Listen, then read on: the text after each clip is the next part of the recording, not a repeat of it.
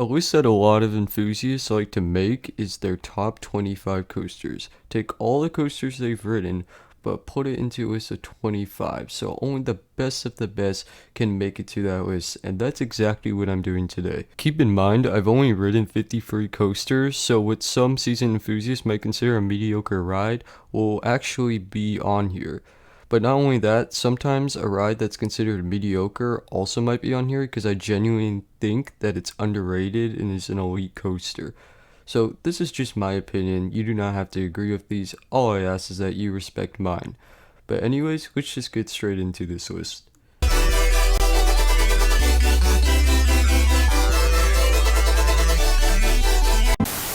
Kicking off this list, we have Goliath at Six Flags Magic Mountain, a Geo Vanilla hypercoaster. A lot of enthusiasts like to trash on this ride, and I'll admit I kind of trash on this ride too. But recently I got a reride in it, and I thought it was really fun. That tunnel after the first drop pulls a good amount of positive G forces. It's a great near miss, and that floater hill after the turnaround provides a good amount of floater, and that double helix is really intense. I almost grayed out on it. This is a pretty fun ride, and I recommend it when you're at the park to ride it at least once. You might be surprised. At number 24, we have quite an interesting coaster, and that's Gold Rusher at Six Flags Magic Mountain. Uh, this is an aerodynamics mine train, and a lot of you guys might be confused why this is on here. And why is it on here? It's because the laterals are pretty good, especially for a family coaster, and overall, this uses the terrain really well. It's a super fun coaster. You'll probably be surprised. At number 23, we have another interesting coaster, and that is Manta at SeaWorld San Diego. This may be a family coaster, but this is an awesome family coaster. I mean, you get some pretty good airtime some spots. The launches are kind of forceful for whatever reason. That's really all I have to say. We have another interesting coaster, and that is Sierra Sidewinder at Knott's Berry Farm, which is my home park. And this thing, how's this in Camp Snoopy? This thing is intense. I mean, sometimes it's a pretty mild ride, but if you get a wild ride on this thing is like absolutely insane. You're just getting whipped around this layout while spinning uncontrollably. It's an insane coaster sometimes. At number 21, we have Montezuma's Revenge, the only remaining short stop shuttle loop in North America. And this is a pretty fun ride.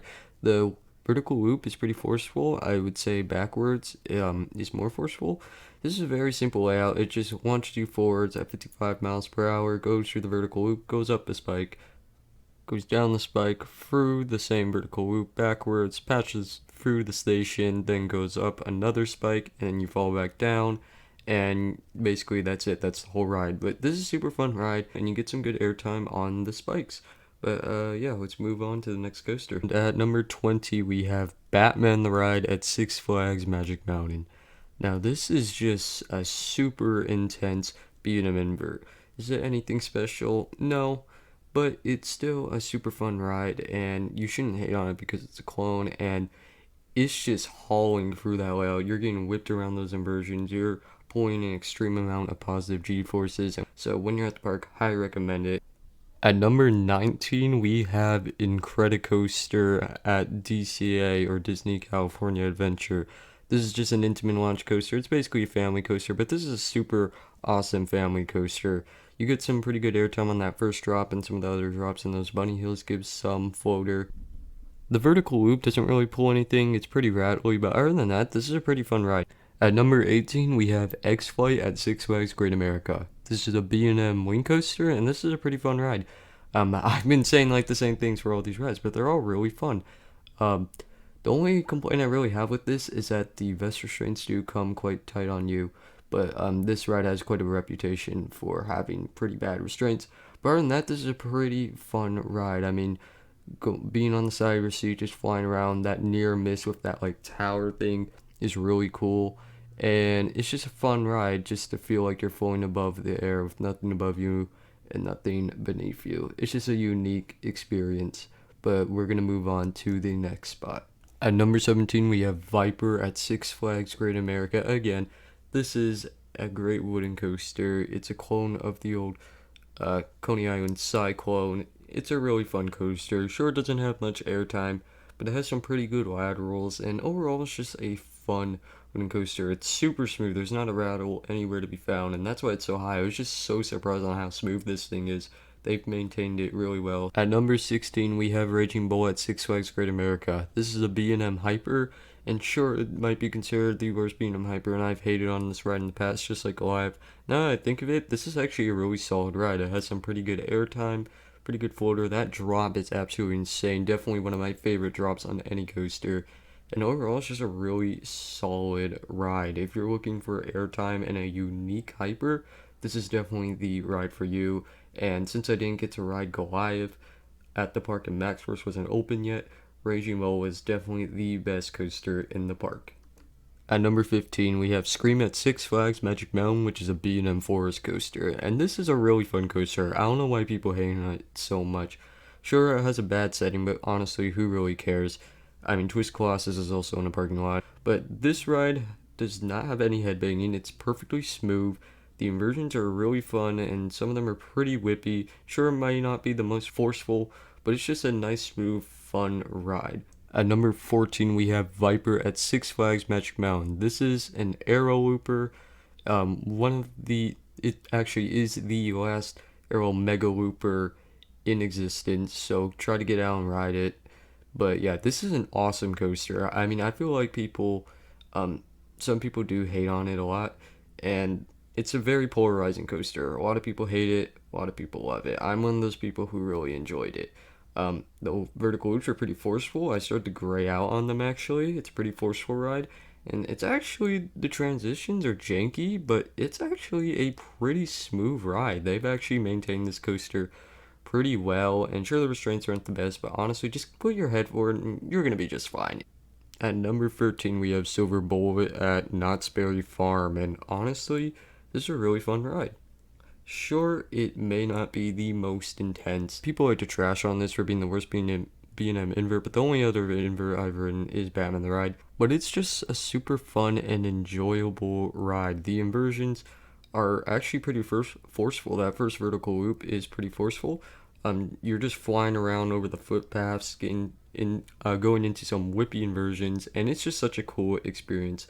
And I highly recommend riding this when you're at the park. You'll have a lot of fun on this. And bonus points, it's really smooth.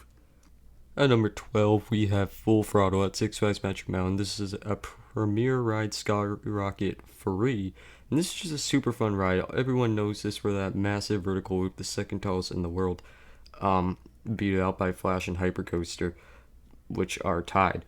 But that vertical loop provides some crazy hang time since you don't have a comfort collar. It's just a lap bar. That backwards launch is pretty fun. Sure, the launches aren't the most forceful, but it's still a super fun ride, and you get some pretty good airtime going over the top hat and that drop, even though there's brakes on it. I recommend it when you're at the park. It's definitely like a top 10 coaster in the park. This is going to trigger a lot of people, but I don't really care. At number 11, we have Twist Colossus, which is an RMC hybrid at Six Flags Magic Mountain. And yeah, this ride's overrated. It's still a super fun, enjoyable ride. It's definitely a solid ride, but really, it's not anything special. I mean, the airtime is a mild floater. There's only one ejector moment on the entire ride, but yeah, it's just super overrated. But don't get me wrong, it's a good ride.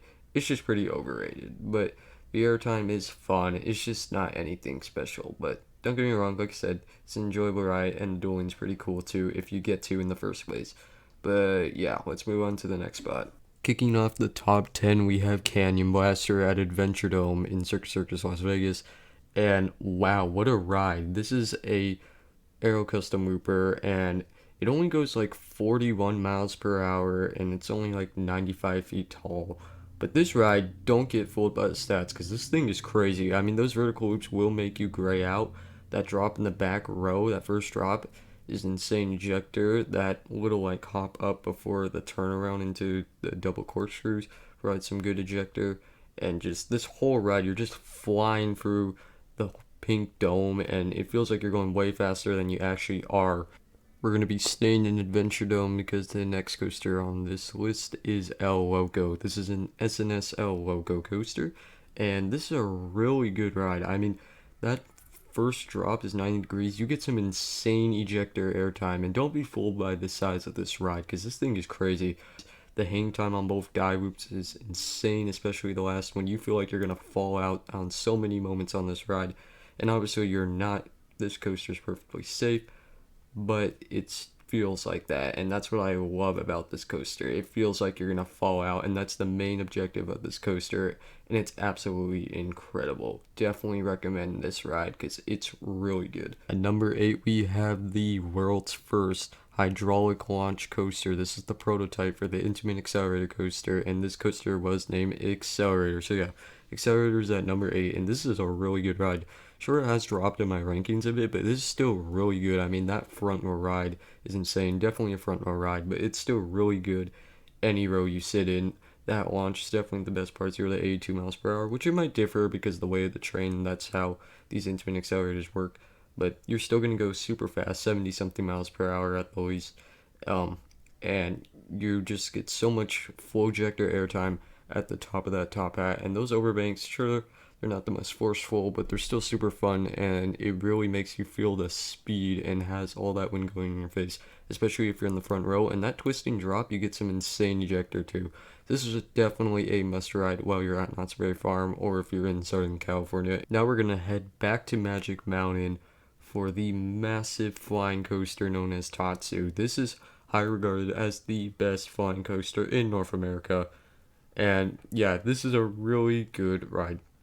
I do think it's a bit overrated. That pretzel loop is not nearly as forceful as people say, but the G's are very sustained on it, and it's still definitely the best part of the ride, and it's still a solid ride, don't get me wrong. I just feel like it's slightly overrated. But flying over that high is really good. The whip on the 0G roll and the Heartline roll, I believe there's like two of them maybe. I don't really know. I don't memorize the layout. But yeah, you get some good whip on those inversions, and on the pretzel loop, like I said, you get some really good positives. It's just not as much as people say, I would say. But yeah, this is overall a really solid ride, and you definitely want to ride it when you're at Magic Mountain, especially since this gets like the longest line in the park. This may be a controversial spot, but I don't really know, and that is Hang Time at Knott's Berry Farm. This is a Gerstlauer Infinity Coaster, and yeah, this is a really good ride. Sure, it does have quite a rattle, but honestly, it's worth it because this ride is incredible. I mean, the hang time is pretty good, but the thing that makes me love this is that this ride is pretty intense. I mean, those valleys provide an insane amount of positive G forces, and that 96-degree drop, especially in the back, gives some great ejector airtime. That little like slope down before the Cobra roll is incredible. You get some great ejector airtime there, and overall, this is just a pretty fun and intense coaster. Definitely recommend this ride, especially just hanging over, looking at that 96-degree drop is just insane. Starting off the top 5, we have Apocalypse at Six Flags Magic Mountain. This is an incredible GCI Woody. I mean, this ride is just crazy. I mean, the last ride I got on it was just pretty good, so I was kind of underwhelmed, but the first ride I got on it was absolutely insane. You're just flying through that layout, getting some insane lats. There's some pretty good ejector moments too on this thing. It's just non-stop intensity, chaotic experience, and action from start to finish. It's just an incredible ride, and I highly recommend riding this when you're at the park, since this is definitely a top 5 ride in the park. We have another coaster that might shock some people, and that's West Coast Racers at the number 4 spot at Six Flags Magic Mountain. This is an incredible ride. I mean, it is so much fun. So much fun. I mean, sure, it's not the most intense, but you get some pretty incredible hang time. There's some ejector moments on this ride, great air time, and just the dueling aspect is so good, and especially it has trains duel every single time. It's a guaranteed duel because of that pit stop, and this is just an amazing coaster. It is so much fun. This is probably the most fun coaster I've ridden, and that's why it's so high on this list. But there are 3 more coasters that I think are better than this. This may shock a lot of people, but at the number 3 spot, we have Riddler's Revenge at Six Flags Magic Mountain. And what a ride. I mean, this thing is intense. And that's why it's so high on this list, because this thing is just intense. This is definitely my favorite B&M that I've ridden. It's just so good. I mean, like every valley, you're pulling so much G's. I wouldn't be surprised if this thing reaches up to 5 G's it's that insane, and I'm glad that there's still the stand-up trains because I feel like if it was sit-down trains, it would take away from the experience a lot. But these inversions are super intense, an extreme amount of pause G's, and there even is some photo airtime while standing up, which is super cool. Just this whole ride is so cool with the stand-up feature. It's not uncomfortable at all. I don't know why people say it is, and it's just a super intense roller coaster. It really is.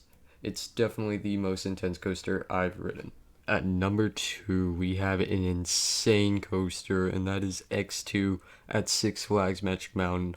Holy crap, this thing is crazy. I mean, I personally prefer the inside seat on this ride, but the outside seat is still great.